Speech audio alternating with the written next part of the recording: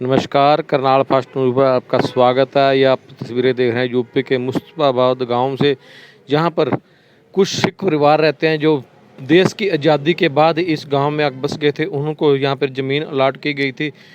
उस समय से लेकर ये किसान अपना इस ज़मीन पर खेतीबाड़ी कर अपना गुजर बसर कर रहे थे, पर कुछ साल पहले यमुना में बाढ़ आने के कारण कुछ ज़मीन हरियाणा की तरफ आ गई थी और इनका गांव यूपी में रह गया था, जिसके ऊपर आज कुछ यूपी के गांव के ही मुस्तफापुर के रहने वाले लोग ही अपनी दावा जता रहे हैं, जिसको लेकर यहां एक विवाद उत्पन्न हो गया है। इस विवाद को सुलझाने के लिए करनाल से पुलिस की टीम व जिला प्रशासन की तरफ से पटवारी और कानगो मौके पर पहुंचे और उन्होंने पूरी स्थिति का जायजा लिया।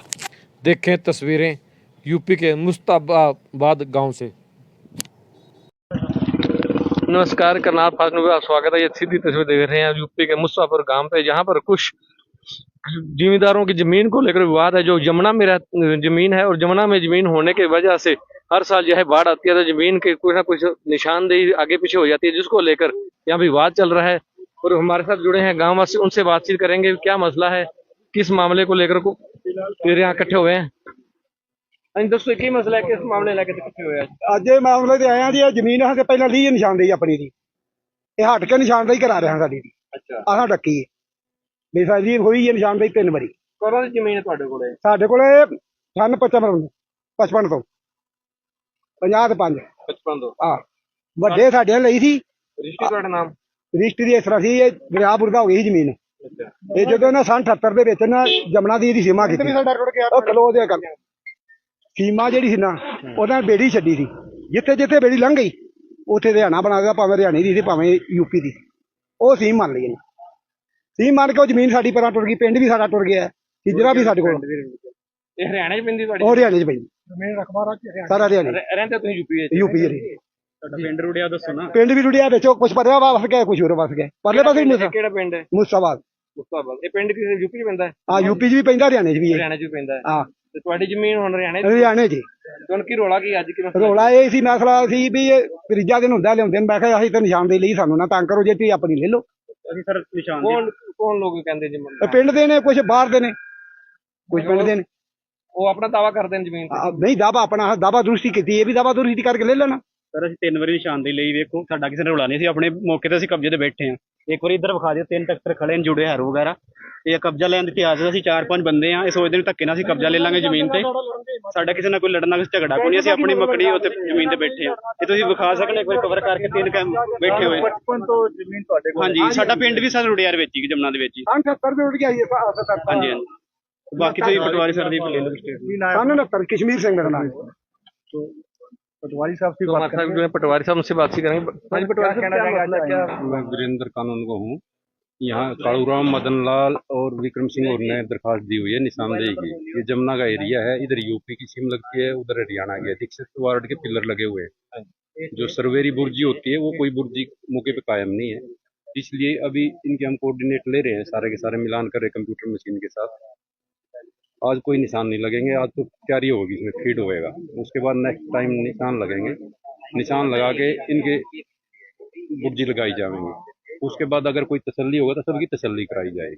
ऐसा कब्जे कुब्जे का कोई वो नहीं है, कोई रोड़ा नहीं। निशानदेही की दरखास्त है, निशानदेही करने के लिए आए हुए हैं। ये जाने वो चीज तो रिकॉर्ड की बात है।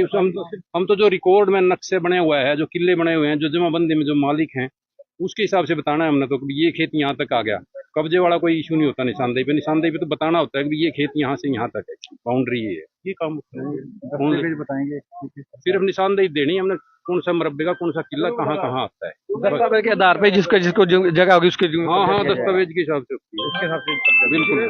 DRO साहब से बात हुई साडे, ठीक है साहब, ਅਸੀਂ बड़े परेशान हाँ। उन्होंने आख्या भी आपस च ना गल कीती, जिक्र किया साड़ी सरकार की गलती है, हमारे से गलती हो गई है, जो तुम्हें हम जिम्मेदार पक्का नहीं मान सकते। DRO साहब करनाल तहसील में, इनका हमारे आदमियों से कोई छूट हुई है जो हमें हमका मालिक नहीं। ऐसे बात हुई है निशानदेही को लेकर? पहले भी निशानदेही भी हुई, करवा रखी है जी। पहले भी जैसे झगड़ा होया जैसी अपने अपने संज्ञान में नहीं लाया किसी के, किसी को बताया पहले सर? पहले काफी टाइम पहले काफी टाइम, वो तो मूवी ना जिन्हें काटी जाती 25 साल पहले। 25 साल बाद ये मामला दोबारा उठा। हमारे पास उस टाइम स्टे था जी, स्टे की वजह से रुक गए, नहीं उस टाइम भी बहुत ज्यादा गमंडर था, बहुत ही ज्यादा ताकत थी। रजिस्ट्री ਤੁਹਾਡੇ ਨਾਮ ਰਜਿਸਟਰੀ ਆਣਗੇ रजिस्ट्रियां मेरे भी होंगी पर रोना की गवर्नमेंट हरियाणा गवर्नमेंट रजिस्ट्री नहीं करती। नहीं इस तरह है ना, जिस तरह दरियापुर का खेल होना जमुना च जमीन डिग पई है, जमुना च यूपी का रकबा जमुना चला गया यूपी गवर्नमेंट ने कर दी थी, दरियापुर का भी जमुना च जमीन चली गई है, हरियाणे च चली गई, हरियाणे च पैरवाई की है, हरियाणा गवर्नमेंट ने साड़ी सुन के साड़ी जमाबंदी गरदौरी बना दी है भी ये किले पैंदे ने तुहाडे किले ने, ये शामलाट दे वे मलकीयत दे विच नहीं आउंदे। ਕਿੰਨੀ ਜ਼ਮੀਨ ਹੈ जमीन तक साड़ी काफी है, 50-60 किले जमीन है, 70 किले ਦੇ ਸਾਡੇ ਕੋਲ ਜਿਹੜੇ ਹੁਣ ਅਸੀਂ ਬੰਦੇ ਆ ਬਾਨੇ बाकी कल्ले बंदे थे नहीं, ਕਿੰਨੇ ਪਰਿਵਾਰ ਹੋ ਇੱਥੇ ਤੁਸੀਂ ਇਸ ਟਾਈਮ ਇਹ 6-7 ਪਰਿਵਾਰ ਹੈ।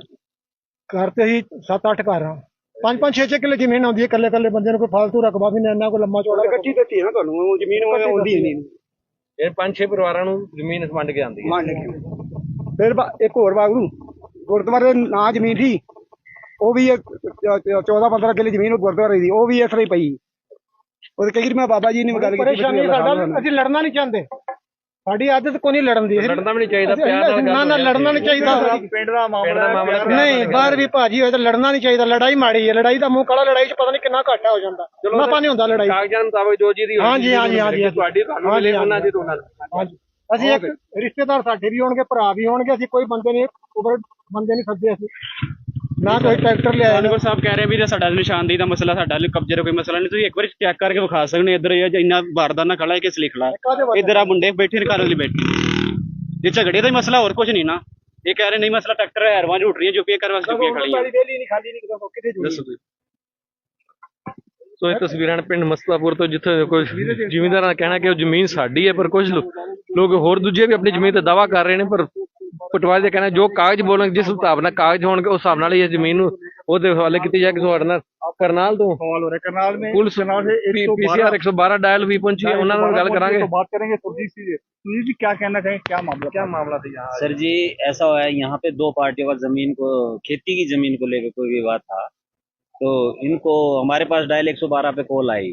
हम एक्चुअल में कुंजपुरा हरियाणा से हैं और ये जमीन है उत्तर प्रदेश में मुस्तफाबाद गांव दो है, नहीं ये दो हिस्सों में बटा हुआ गांव है, मुस्तफाबाद हरियाणा में भी है और मुस्तफाबाद उत्तर प्रदेश में भी है। जो किसान है ये मुस्तफाबाद यूपी का रहने वाला है और जमीन इसकी बहाव की वजह से आधी हरियाणा में चली गई, तो इनका विवाद था कि दूसरी पार्टी इनकी जमीन को बारी है।